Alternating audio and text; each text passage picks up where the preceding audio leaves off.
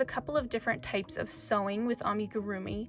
We have applique sewing, where the piece looks like it's just sitting on where you've sewn it to.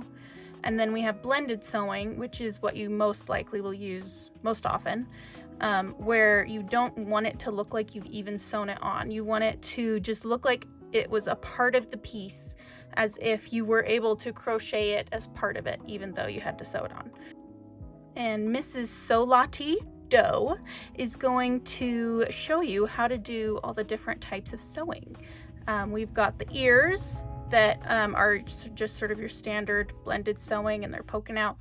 And then we have the inner ears that are sewn on. They're flat, they're blended flat. And then we have the eyes and the lips. Those are both applique sewing. And then we have the hands, which are just sort of the same as the ears. And then the feet or legs, where you can't fully stuff them until you've sewn them on. They're wide open. So you'll get to learn how to sew on pieces that are like that.